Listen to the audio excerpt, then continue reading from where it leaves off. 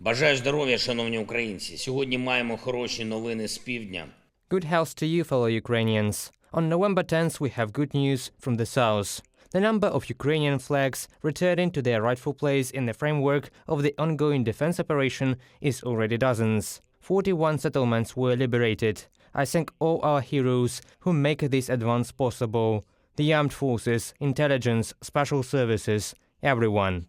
And I will separately mention the warriors of the 28th Separate Mechanized Brigade, the 46th Airborne Assault Brigade, the 60th Separate Infantry Brigade and the 128th Separate Mountain Assault Brigade, those who implement offensive actions. Thank you, guys.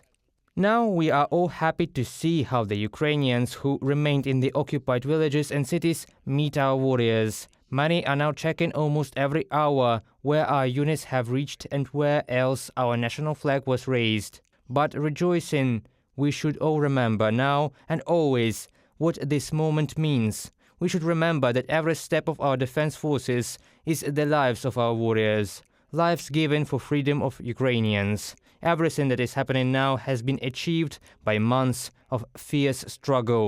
It was achieved through courage, pain and loss. It's not the enemy leaving, it is the Ukrainians who drive the occupiers out at a heavy cost. Just as in the east of our country, in the Kharkiv region, just as before in the north, Kyiv region, Sumy region, Chernihiv region, now Mykolaiv region, Kherson region. We have to go all the way, on the battlefield and in diplomacy, for our flags, Ukrainian flags and never again enemy tricolors, to be hoisted on our entire land, along our entire internationally recognized border. It will be so. Our warriors are virtually immediately followed to the liberated areas by those who restore all conditions for normal life. The first and basic one is demining. The occupiers leave behind thousands of unexploded mines and munitions. I have often heard estimates that clearing Ukraine of Russian mines will take decades. We can't wait that long. We have to do it in years. What elsewhere in the world could have taken decades after hostilities? First of all, houses, social facilities, communications, roads, the entire space of people's lives are being demined. But the occupiers mine everything: power lines, enterprise buildings, fields, forests. At the peak of mine contamination in Ukraine, we had 300,000 square kilometers of dangerous territory.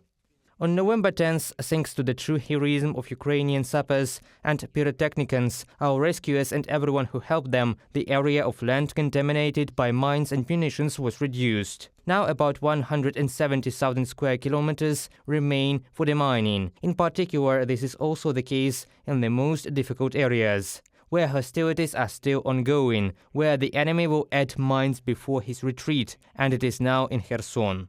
Plus forests, plus a huge area of fields. I am grateful to our partners who are already implementing mine clearance assistance projects. These are the US, Canada, and Great Britain, as well as Denmark, Norway, Estonia, Austria, Poland, Japan, Switzerland, Sweden, Slovakia, UN structures. Any person on earth, everyone who supports Ukraine, can make a personal contribution through our United 24 charity platform. In particular, thanks to such aid, we have already purchased the first most effective demining machine, Armtrack 400, which is currently operating in the Kharkiv region. It covers 1.5 hectares in an hour, fully guaranteeing the disposal of mines. And first of all, it clears the territory along the power lines, so that energy workers can fulfill their duties and restore power supply. We will add more such equipment and speed up the mining wherever we return our flag, our normal Ukrainian life. The forces of the National Police immediately follow the warriors to the liberated areas. On November 10th, the police entered Kalynivske, Bobrovy Kut, Yevgenivka, Kotyubinske and Snigurivka. Stabilization measures began there. I had two important phone calls on November 10th. Together with the Prime Minister of the United Kingdom, we discussed further defense support for our country and exchanged views of the ongoing frontline operations. We are preparing for important international events next week, in particular for the G20 summit. We are coordinating positions with partners. Together with the Prime Minister of Canada, we also discussed the G20, our initiatives within the UN. We have important draft resolutions that we propose the General Assembly to support. Separately, we touched upon the areas of defense and security cooperation that already exist with Canada. We are planning to expand our cooperation. There are still important negotiations scheduled for tomorrow. On November 10th, I also want to thank the Netherlands for another step to strengthen our defense. 100 million euros will go to the fund to support our defense.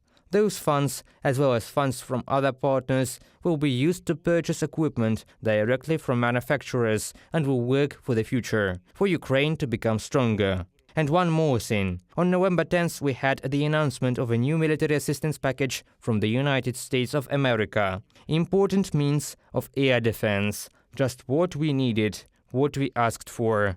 Glory to all who fight and work for our country and our people. Gratitude to everyone who helps. Eternal glory to all those who give their lives for Ukraine and who gave their lives. Glory to Ukraine.